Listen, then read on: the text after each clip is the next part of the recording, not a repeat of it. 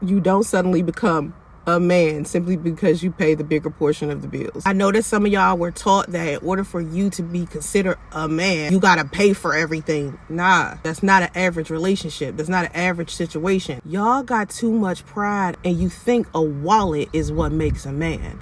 I'm sorry, it does not. There are plenty of men out there who have a lot of money and they are terrible husbands and fathers.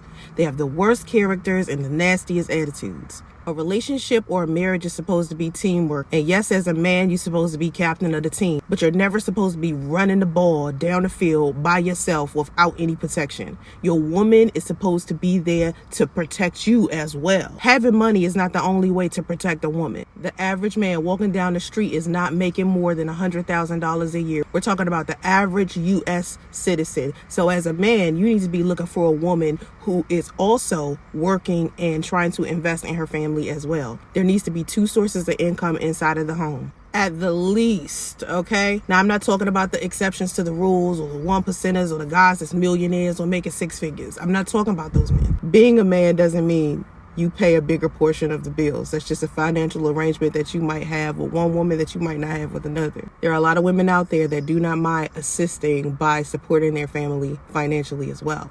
Usually men who are financially stable, they have wives and girlfriends who are also financially stable. If you are a financially stable person, you kind of know that because the way that we do things is very different from the average person.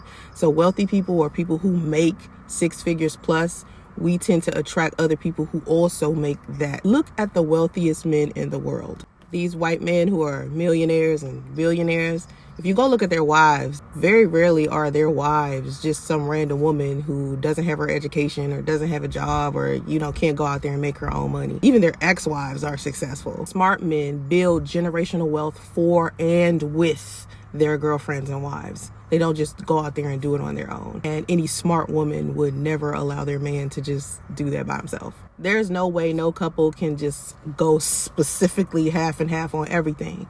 But we do stuff together. That's part of a relationship. Like, that's the fun part about it. Both of us put our hard-earned money into the vacation.